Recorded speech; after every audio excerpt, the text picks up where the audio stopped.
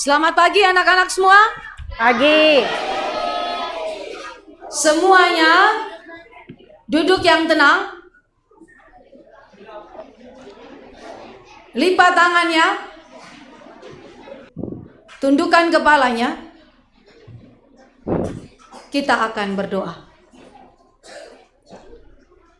Bapa di sorga, Allah yang mengasihi umat kepunyaan Tuhan, yang telah mengutus Yesus Kristus datang ke dalam dunia, menjadi manusia untuk menebus kami yang berdosa. Pada pagi hari ini, anak-anak Tuhan datang di gereja Tuhan. Kami merayakan akan kelahiran Kristus. Dan biarlah pada pagi hari ini, Tuhan memerintah atas hati setiap anak-anak, menundukkan jiwa mereka, memberikan pengertian kepada mereka, supaya firman yang mereka dengar sungguh-sungguh menghasilkan iman yang sejati, yang menyelamatkan jiwa mereka. Berkati pemberitaan firman Tuhan pada pagi hari ini. Dalam nama Yesus Kristus Tuhan, kami berdoa. Amin. Anak-anak yang dikasihi Tuhan, perhatikan ke depan. Perhatikan ke depan.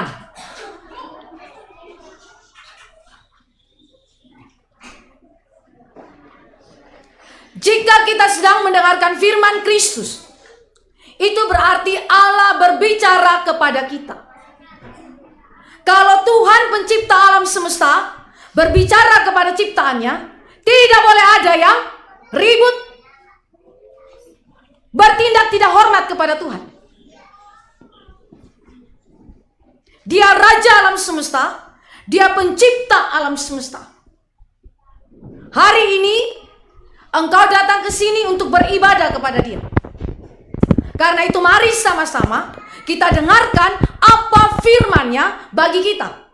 Supaya pulang dari sini anak-anak mengerti apa kehendak Tuhan untuk kita taati sebagai orang-orang yang percaya. Mari kita baca Injil Lukas, tidak ribut.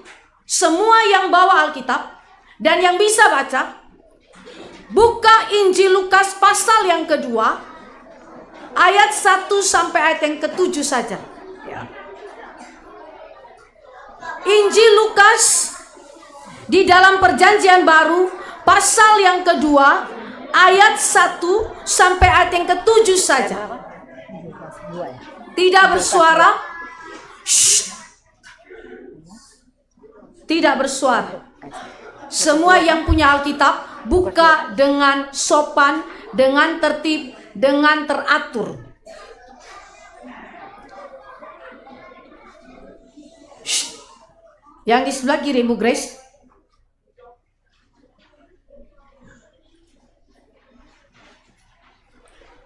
Bu Grace akan membacakan bagi kita Lukas 2 ayat 1 sampai ayat yang ke-7. Kelahiran Yesus. Pada waktu itu Kaisar Agustus mengeluarkan suatu perintah, menyuruh mendaftarkan semua orang di seluruh dunia. Inilah pendaftaran yang pertama kali diadakan sewaktu Kirenius menjadi wali negeri di Syria. Maka pergilah semua orang mendaftarkan diri masing-masing di kotanya sendiri. Demikian juga Yusuf pergi dari kota Nazaret di Galilea ke Yudea, ke kota Daud yang bernama Bethlehem, karena ia berasal dari keluarga dan keturunan Daud, supaya didaftarkan bersama-sama dengan Maria, tunangannya yang sedang mengandung. Ketika mereka di situ, tibalah waktunya bagi Maria untuk bersalin. Dan ia melahirkan seorang anak laki-laki, anaknya yang sulung. Shh. Perhatikan. Dan ia melahirkan seorang anak laki-laki dan anaknya yang sulung. Lalu dibungkusnya dengan lampin dan dibaringkannya di dalam palungan, karena tidak ada tempat bagi mereka di rumah penginapan. Demikian pembacaan firman Tuhan. Anak-anak yang dikasihi Tuhan Yesus Kristus, peristiwa Natal adalah peristiwa yang bersejarah. Peristiwa yang terjadi satu kali untuk selama-lamanya, tidak berulang-ulang. Kalau kita merayakan Natal hanyalah sebagai peringatan akan peristiwa yang pernah satu terjadi di dalam dunia ini. Peristiwa apa itu? Natal adalah kelahiran Yesus Kristus ke dalam dunia ini. Anak-anak tahu tidak? Shh. Pada waktu Yesus dilahirkan, peristiwa itu terjadi dalam pemerintahan seorang kaisar. Namanya kaisar siapa? Ya, namanya adalah Kaisar Agustus. Atau nama lain Kaisar Agustus ini adalah Octavianus. Dia adalah kaisar pertama di dalam kekaisaran Romawi. Pada waktu Yesus dilahirkan, pada saat itulah Kaisar Agustus ini memerintah atas wilayah Israel. Nah, kamu tahu? Shh, lihat sini. Siapa itu Kaisar Agustus? Ya, mari kita lihat di dalam slide kita. Kaisar Agustus, perhatikan. Kaisar Agustus dikenal sebagai sang pembawa damai. Kamu tahu gak kenapa dia dijuluki sebagai sang pembawa damai? Kenapa? Ada yang tahu? Angkat tangannya. Ada yang tahu? Kenapa Kaisar Agustus disebut sebagai pembawa damai? Benar tidak dia pembawa damai? Tahu dari mana kalau dia pembawa damai? Nah, sekarang Ibu Grace jelaskan. Kaisar Agustus dikenal sebagai pembawa damai bagi kekaisaran Romawi. Kamu tahu kekaisaran Romawi itu luas. Makanya di sini disebutkan bahwa dia memberikan perintah supaya semua orang di seluruh dunia mendaftarkan dirinya di tempat asal masing-masing. Seluruh dunia, maksudnya seluruh dunia gimana Bu Grace?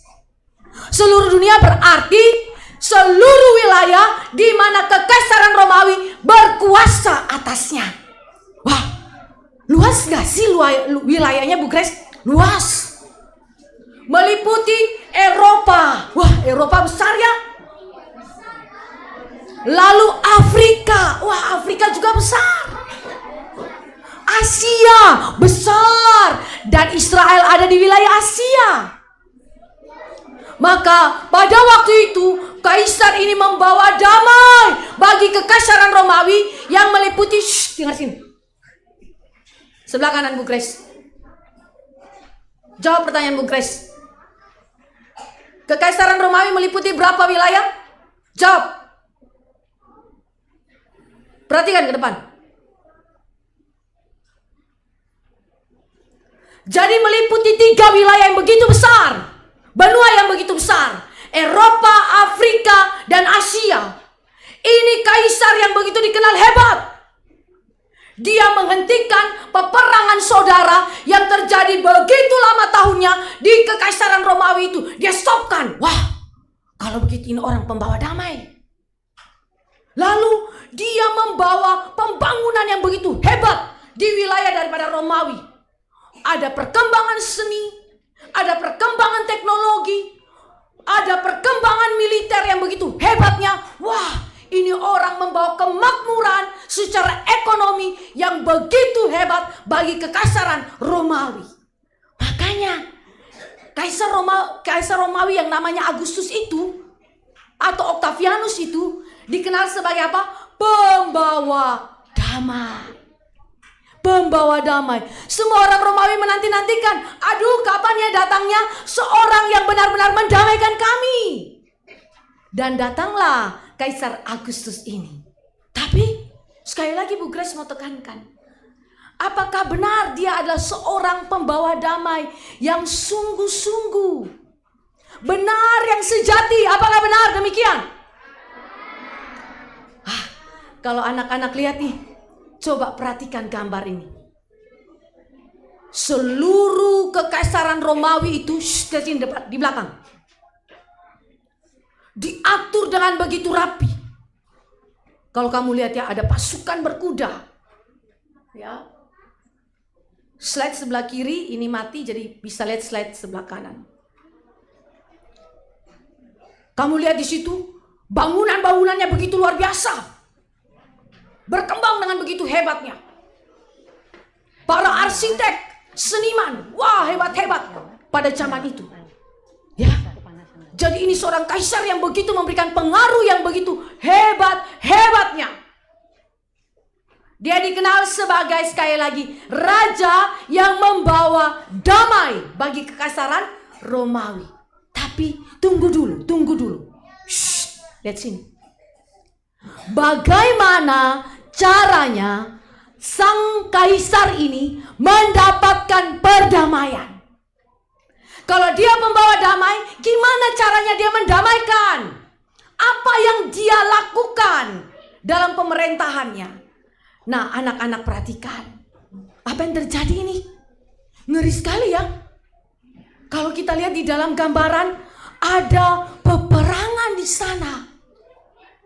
Ada pembunuhan massal di sana. Pembunuhan besar-besaran di sana. Siapa yang dibunuh itu ya? Kalau anak-anak lihat gambar ini adalah gambaran orang-orang Romawi, pasukan Romawi membunuh 500 juta dari orang Yahudi. Diperangi, dipenggal, dibunuh, anaknya ditarik dari sang mama. Mamanya bilang, jangan anakku, dia mau tarik anaknya. Tapi si pasukan itu ambil anaknya, dibunuh anaknya. 500 juta dari orang Yahudi dibunuh mati oleh siapa? Pasukan Romawi. Jadi kamu tahu bagaimana cara dia mendapatkan perdamaian, yaitu melalui peperangan. Shh, di sini. Jangan ribut. Peperangan, pembunuhan, penganiayaan, penindasan. Ini yang dilakukan oleh Kaisar Romawi.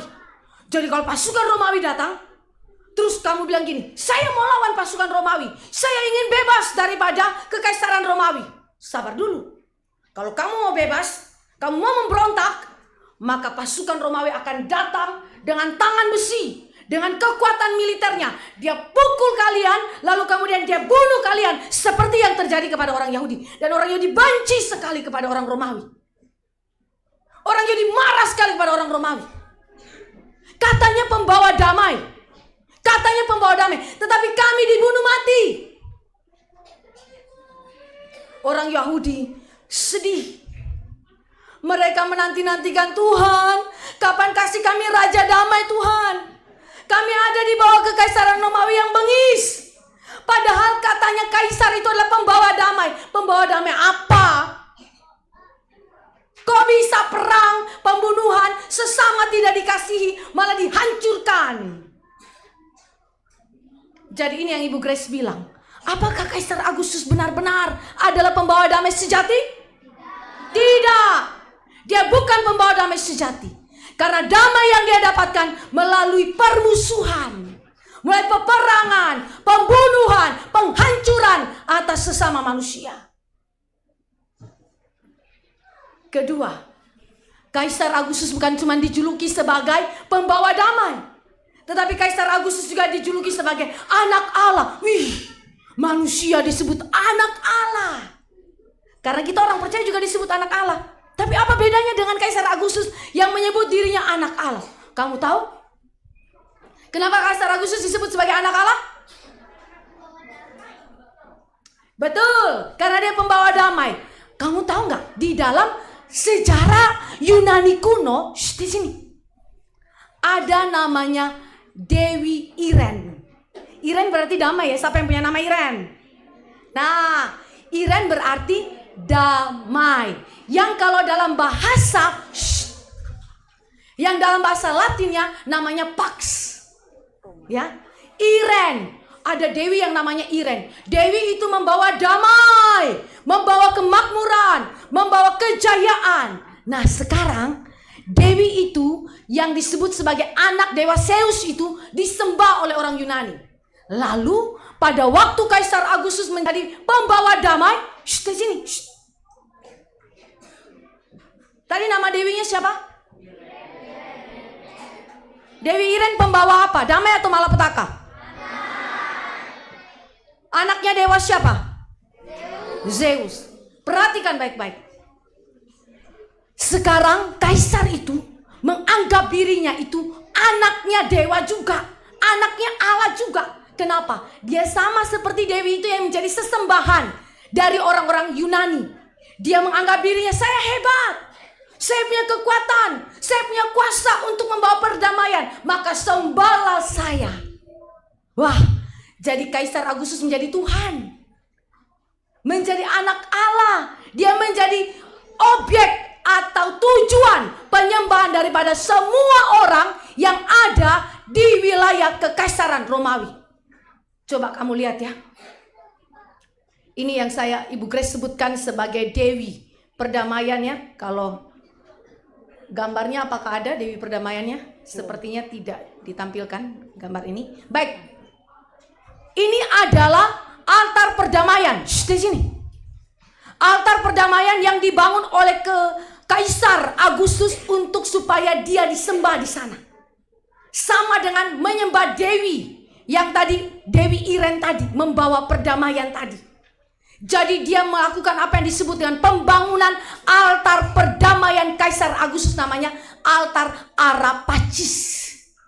Untuk apa? Untuk menjadi penyembahan. Jadi anak-anak coba lihat sini. Lihat sini. Kalau kamu percaya kepada Tuhan Yesus, kalau kamu percaya kepada Allah Yahweh, lalu kamu bicara di tengah-tengah Kekaisaran Romawi, saya orang Kristen, saya pengikut Allah Yahweh. Wah, langsung mereka bilang begini, sini kamu, sini kamu. Kamu bilang apa tadi? Kamu percaya Tuhan Yesus, kamu jadi pengikut Yahweh. Begini, kamu tambahkan lagi satu penyembahan, namanya penyembahan kepada Kaisar Agustus. Bagaimana? Datang aja ke altar ini, lakukan penyembahan di sana. Ya, akui saja Kaisar Agustus adalah Tuhanmu di samping daripada Kristus. Boleh tidak begitu? Enggak mau. Orang Kristen, orang-orang percaya pada waktu Kekaisaran Romawi memerintah, mereka tidak mau tunduk untuk menyembah Kaisar Agustus. Mereka tidak mau membawa sesajen untuk datang ke altar perdamaian itu dan meminta pertolongan kepada Dewi Iren atau kepada Kaisar Agustus. Wah, begitu juga dengan orang Yahudi. Di sini. Orang Yahudi berkata, Allah kami adalah Allah Yahweh. Kami tidak mau menyembah yang lain. Kami tidak mau menyembah Kaisar Agustus. Di sini. Jadi Kaisar Agustus disebut sebagai apa? Pembawa damai dan sebagai anak Allah. Ketika Kristus datang ke dalam dunia, Yesus menunjukkan siapakah Raja Damai yang sejati. Siapakah anak Allah yang sejati.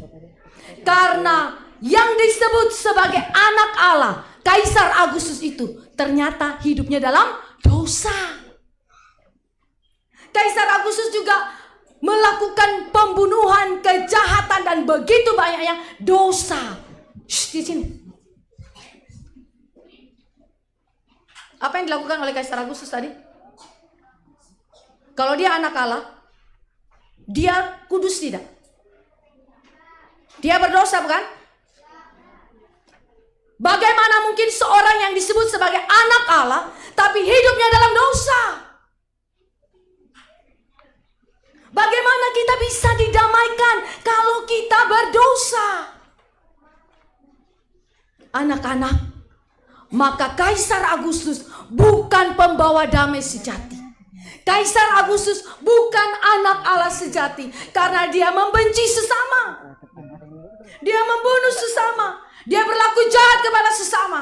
Tetapi Alkitab menunjukkan akan datang dan sudah datang, yaitu Sang Mesias, Raja Damai yang kekal itu, dan dia adalah anak Allah yang sejati. Lihat.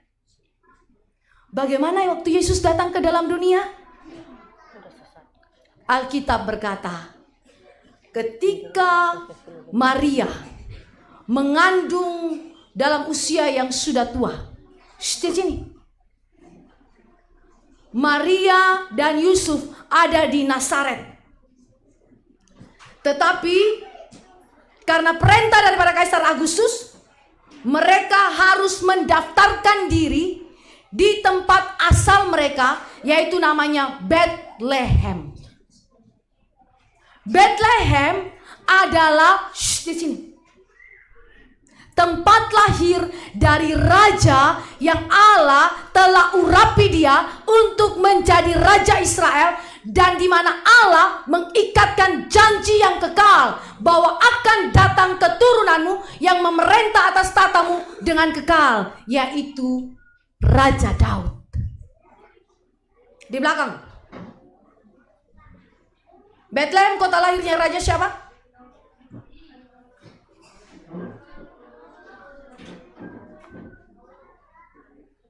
Yang bagian sini. Bethlehem tempat lahirnya raja siapa? Perhatikan.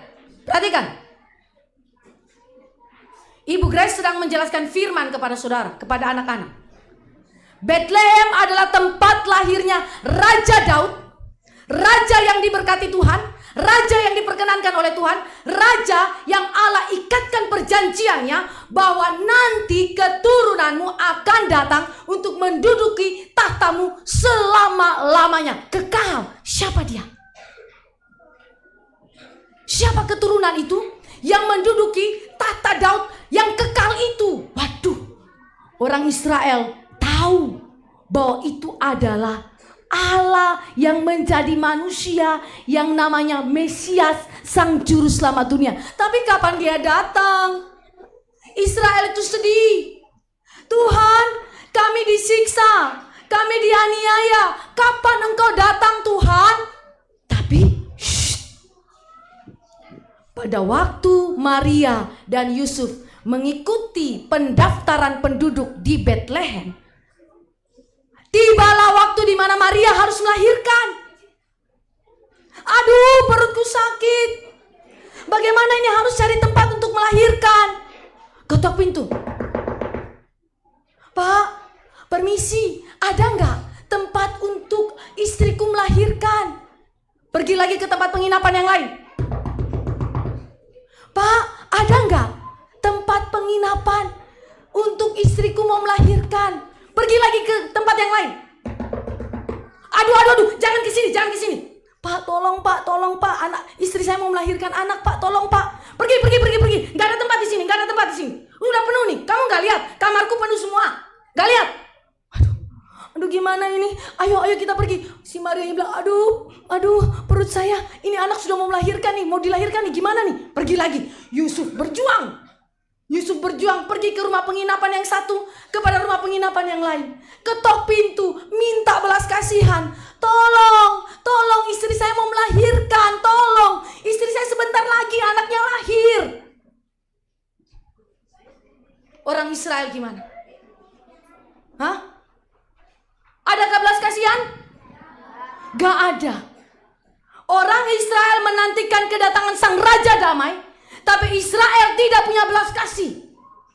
Israel tidak menerima seorang perempuan yang hamil besar dan segera akan melahirkan. Hati nurani mereka telah dikuasai oleh dosa, sehingga tidak ada cinta. Kalau mereka mengasihi sesama, tentu mereka membuka ruang, membuka tempat. Mari silakan, engkau pakai ruangan ini untuk engkau dan istrimu, supaya istrimu bisa melahirkan. Tapi hati Israel persis seperti hati Kaisar Agustus. Tidak ada cinta, tidak ada belas kasih. Mereka semua membenci Allah, membenci sesama, dan tidak ada kasih di sana. Sampai di tempat penginapan yang terakhir. Pak, adakah rumah penginapan, tempat penginapan untuk kami? Istri saya mau melahirkan, Pak. Oh, gini ya, gak ada, tapi kami punya satu tempat. Kamu mau gak? Istrimu melahirkan di kandang. Istri melahirkan di kandang. Hari ini kita usaha ke rumah sakit. Ini di kandang. Ayo silakan. Kamu tahu nggak, orang Israel biasanya punya rumah dan mereka punya kandang untuk tempat di mana binatang-binatang itu diletakkan, peliharaan mereka, ternak mereka. Itu sudah biasa rumah Israel seperti itu. Nah, kalau rumah penginapan ini kemungkinan besar adalah rumah yang cukup besar dengan halaman yang cukup besar sehingga dia punya kandang. Dan Yusuf berkata, baiklah, kalau nggak ada tempat lagi, lahirannya di mana? Di kandang. Maka pada malam yang sunyi itu, semua orang terlelap tidur. Israel yang menanti-nantikan kedatangan sang Raja Damai, tetapi mereka tertidur. Mereka tidak sadar bahwa sang Raja Damai telah tiba. Dan malam itu, malam yang suci itu, malam yang terjadi satu kali untuk selama-lamanya di dalam seluruh sejarah dunia, Kristus dilahirkan di kandang. Dan ketika Kristus dilahirkan di kandang, dia diletakkan di palungan, tempat makan daripada binatang. Dialas dengan jerami supaya apa? Ada kehangatan. Bayi waktu lahir butuh hangat. Selain daripada pelukan sang ibu, tempat tidurnya juga perlu hangat. Maka dipakaikanlah jerami. Dan Yesus ditutup dengan kain lampin, seperti kain bedong yang menutupi anak bayi yang baru lahir. Tetapi masalahnya kain bedong atau kain lampin ini adalah kain yang juga kemungkinan sudah sobek, tidak dalam keadaan yang cukup baik. Dan itu dibungkus, diberikan kepada sang raja ini. Anak-anak perhatikan, di sini. Kaisar Agustus bukan pembawa damai, tetapi berusaha menjadi raja damai dengan melakukan kejahatan. Di sini, perhatikan. Tetapi Yesus Kristus beda dengan Kaisar Agustus. Yesus Kristus adalah memang sudah raja. Dia adalah raja yang kekal. Dia sudah memiliki kedudukan sebagai raja tanpa dia harus berjuang untuk mendapatkan kedudukannya sebagai raja. Saya ulangi, di sini. Perhatikan ke sini. Yang di bagian belakang sibuk sekali.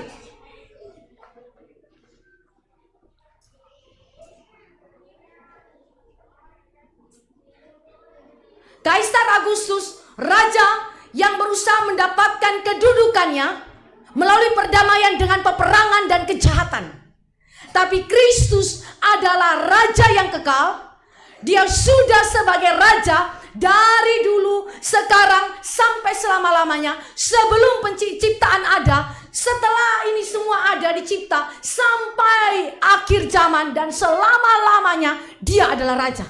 Sehingga di sini dia tidak perlu berjuang untuk mendapatkan kedudukannya sebagai raja, karena dia memang sudah raja. Yesus adalah anak Allah sejati. Perhatikan. Dia anak Allah, dia adalah pribadi kedua Allah Tritunggal. Perhatikan di sini. Ibu Grace kasih tahu satu dasar iman Kristen yang penting. Allah kita adalah Allah Tritunggal yang Esa, yang punya 3 pribadi. Pribadi pertama namanya Bapa, pribadi kedua namanya Anak yaitu Yesus Kristus, dan pribadi ketiga adalah Roh Kudus. Yesus pribadi kedua diutus oleh Bapa datang ke dalam dunia menjadi manusia. Coba kamu perhatikan, di sini. Dengar sini. Manusia seperti Kaisar Agustus berjuang naik ke atas supaya dapat tampuk kepemimpinan sebagai raja. Yesus yang dari atas turun ke bumi ini. Perhatikan, Yesus yang dari atas turun ke bumi ini. Dia yang anak Allah, pencipta alam semesta, pencipta engkau dan Ibu Grace, pencipta segala sesuatu. Dia mau datang merendahkan diri menjadi manusia. Apakah dia menyakiti sesama? Jawabnya tidak. Dia adalah raja yang memerintah dengan keadilan dan kebenaran. Dia tidak pernah berbuat jahat kepada orang lain. Bahkan ketika waktu dia datang, dia lahir di kandang, dia terima. Dia tidak marah-marah, tidak komplain. Kamu tahu nggak? Saya ini raja loh. Kasih saya tempat yang bagus. Saya mau lahir di istana. Turunkan Herodes.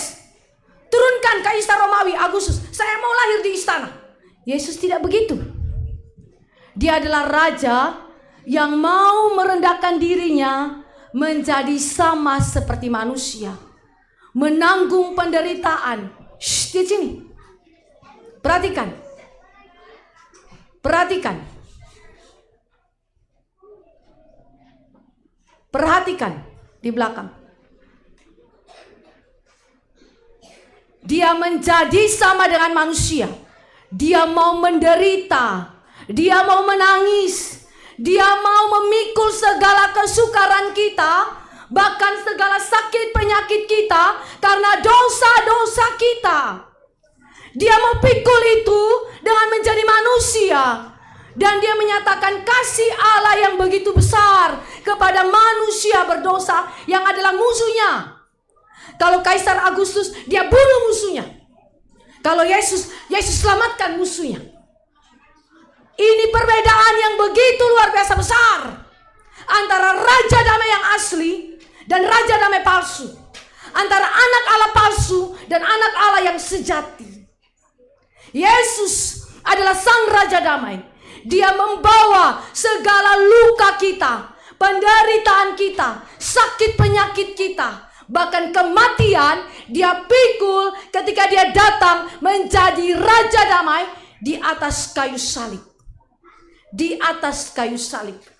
Dia memberikan pendamaian bagi Ibu Grace, bagi kamu sekalian, bagi kita semua yang percaya kepadanya. Jadi ingat baik-baik, 4K. Perhatikan, hafal baik-baik. 4K. Kristus adalah Raja Damai. Kristus Raja yang kekal. K pertama. K kedua, Kristus anak Allah yang menjadi manusia. K ketiga, Kristus memerintah dalam kebenaran dan keadilan. K keempat, Kristus membawa kasih kekal Allah kepada manusia berdosa. Hafal baik-baik. Ulang, ikut Ibu Grace. Kristus adalah Raja Damai. 4K. Kristus adalah Raja yang kekal. Kristus adalah anak Allah yang menjadi manusia. Kristus memerintah dengan kebenaran dan keadilan.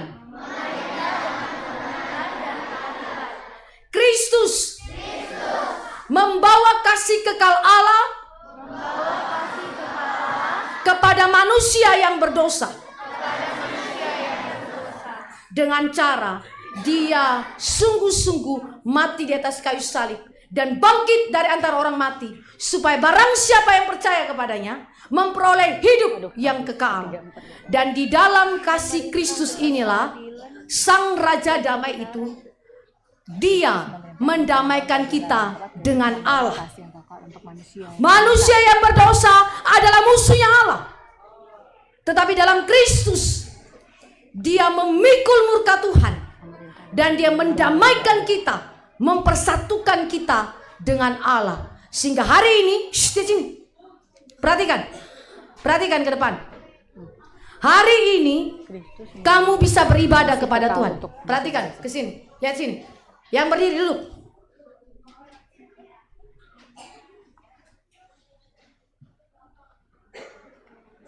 Allah mendamaikan kita dengan dirinya melalui Kristus. Sehingga kita bisa beribadah kepada Allah. Kita bisa berdoa kepada Allah. Kita bisa memuji Tuhan. Karena apa? Karena Allah telah mendamaikan kita dengan dirinya. Maka kamu bisa masuk ke surga karena Kristus mati bagi kita dan bangkit dari antara orang mati. Supaya kita memperoleh hidup yang kekal. Tapi Kristus juga mendamaikan kita dengan sesama kita. Kita bukan seperti Kaisar Agustus yang suka pukul, marah, benci. Ibu Grace mau tanya, Siapa di antara anak-anak yang di rumahnya kelakuannya mirip seperti Kaisar Agustus? Hatinya benci, marah, emosi. Mama baru bilang, tolong mama. Mama ini minta-minta tolong terus. Siapa yang seperti itu? Tidak. Tanya orang tua nih ya, orang tua di depan. Siapa di antara kita yang hatinya dan hidupnya bisa selalu taat kepada Allah? Gak ada ya saudara ya? Gak ada. Ibu Grace juga gak pernah begitu. Tetapi di dalam Kristus, Kristus memberikan kasih itu kepada hati kita, sehingga kita bisa mengampuni teman kita yang bersalah kepada kita. Kita bisa mengasihi orang-orang yang berbuat jahat kepada kita. Kita bisa menolong orang tua. Kita bisa memberikan yang terbaik, melayani Tuhan dalam kehidupan kita. Karena apa? Karena Allah mendamaikan kita dengan dirinya dan dengan sesama. Tidak membunuh, tidak mencuri, tidak memberontak, tidak melakukan hal-hal yang berdosa lainnya, berkata-kata kotor dan lain-lain. Perhatikan di sini, yang di belakang yang suka main lilin. Jawab pertanyaan Ibu Grace. Duduk di tempat. Yesus Kristus mendamaikan kita dengan siapa? Gak mengerti kan? Kenapa gak mengerti? Karena tidak dengar firman. Anak yang tidak dengar firman itu anak yang hidup dalam dosa. Telinganya tidak mau dengar firman. Tapi kalau engkau sudah percaya kepada Kristus, Kristus mendamaikan engkau dengan Allah, sehingga telinga kita mau dengar firman, taat lakukan firman, mau hidup mengasihi sesama kita, dan kita didamaikan dengan ciptaan yang lain. Memelihara ciptaan ini. Di sini. Memelihara ciptaan gimana caranya tuh? Paling sederhana, jaga kebersihan. Ini sebentar saudara dapat makan ya. Anak-anak dapat makan ya. Jangan buang sampah sembarangan. Buang sampah sembarangan itu berarti kita belum didamaikan dengan ciptaan yang lain. Ya, kita tidak memelihara ciptaan yang lain. Kita hanya merusak ciptaan ini melalui buang sampah sembarangan. Perhatikan sini. Jadi Allah kita adalah Allah yang menguasai sorga dan bumi. Dia mendamaikan kita dengan dirinya melalui Kristus. Dia mendamaikan kita dengan sesama. Dan dia mendamaikan kita dengan ciptaan yang lain. Sehingga kita boleh taat, setia, mengikuti Tuhan sampai kita mati. Yesus Kristus, Sang Raja Damai yang asli. Yesus Kristus, Sang Anak Allah yang asli. Sekarang dia telah membawa damai itu, iren yang sejati. Membawa iren yang sejati dalam kehidupan kita. Maukah anak-anak menerima damai Kristus itu dalam hati kita? Mari semuanya tundukkan kepala.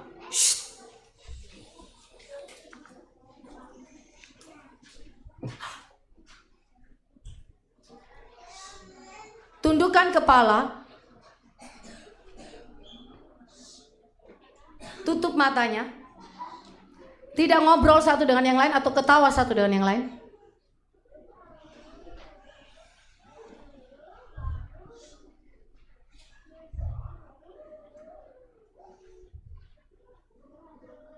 Sekarang dengarkan pertanyaan dari Ibu Grace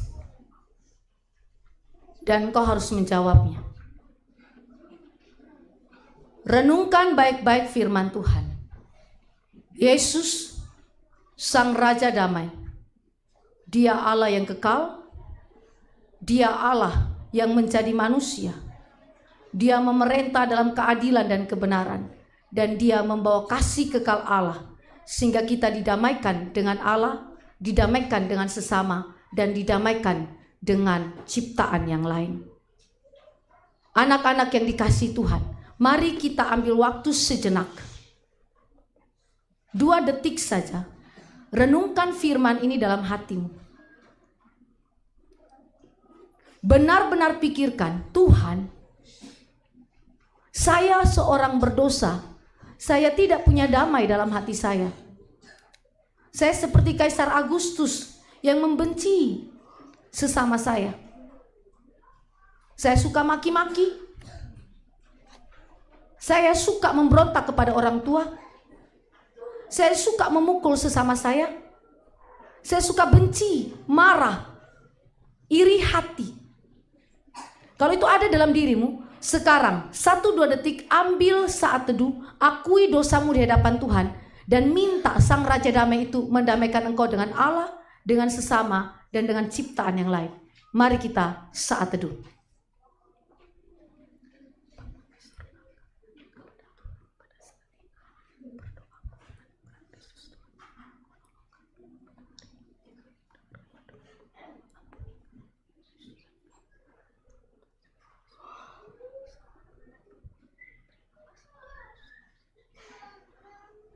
Dengan tetap berdoa, dengarkan pertanyaan Ibu Grace.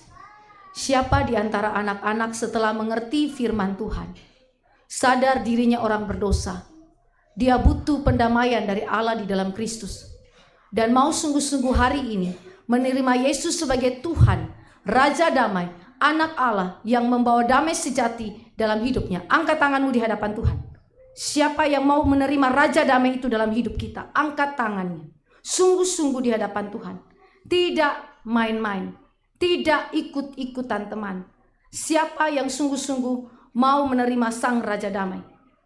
Didamaikan dengan Allah, didamaikan dengan sesama, didamaikan dengan ciptaan yang lain. Angkat tangannya dengan serius, lebih tinggi.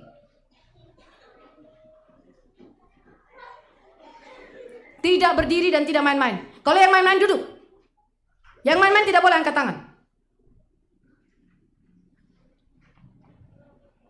Yang sungguh-sungguh mengerti firman dan mau hidup menerima Kristus dalam damai. Angkat tanganmu di hadapan Tuhan.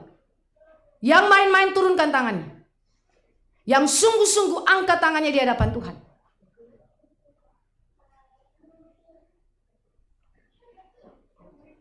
Turunkan tangan. Pertanyaan kedua. Siapa di antara anak-anak dalam sikap berdoa yang mau menyerahkan dirinya, membawa damai Yesus Kristus ke tempat mana saja, di sekolah, di gereja, di tempat mana saja engkau mau membawa damai, dan satu saat nanti jika Tuhan memanggilmu sebagai hamba Tuhan, engkau menjadi pemberita damai Kristus kepada dunia yang tidak ada damai. Siapa yang mau jadi pembawa damai? Angkat tangan. Sungguh-sungguh, yang main-main turunkan tangan. Duduk kalau main-main. Sungguh-sungguh mau membawa damai Kristus. Mulai dari keluarga, sekolah, gereja, dan di mana saja. Dan yang mau jadi sungguh-sungguh hamba Tuhan, membawa Injil damai sejahtera Kristus kemanapun. Yang mau jadi polisi gak usah angkat tangan. Yang mau jadi hamba Tuhan, angkat tangan. Turunkan tangan. Sekarang semua bangkit berdiri dengan tertib. Kita akan berdoa, ikuti kalimat demi kalimat yang Ibu Grace doakan. Berdiri dengan tertib tanpa bersuara. Kita nyanyikan lagu Salibnya, Salibnya satu kali saja.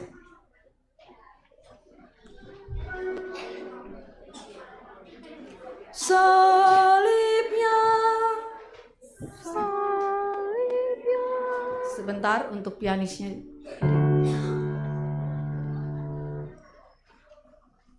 Salibnya, salibnya, sarana mulia, dosaku dihapuskan oleh darah Yesus. Sekali lagi. Salibnya, salibnya, selamanya mulia, dosaku dihapuskan.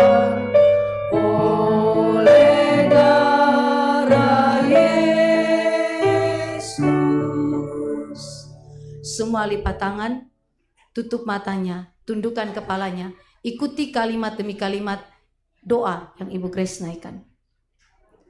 Bapa di sorga, Bapa di sorga, di hadapan hadirat Tuhan, di hadapan hadirat Tuhan, kami anak-anak-Mu kami anak-anak-Mu mengaku mengaku kami orang berdosa, kami orang berdosa, kami melukai hati Tuhan, kami melukai hati Tuhan, kami melukai hati sesama kami, kami melukai hati sesama kami tidak memelihara ciptaan Tuhan, tidak memelihara ciptaan Tuhan, melainkan merusakkannya. melainkan merusakkannya. Kami mohon, ampunilah dosa-dosa kami. Ampunilah dosa-dosa kami. Kami mohon, berikanlah Kristus, karena Kristus, Sang Raja Damai, Sang Raja Damai, Sang Anak Allah, Sang Anak Allah, datang dalam hati kami, datang dalam hati kami, merubah hati kami, memberikan kami iman dan pertobatan sejati, supaya kami hidup mempermuliakan nama Tuhan selama-lamanya. Dalam nama Yesus kami berdoa. Amin. Silakan duduk kembali.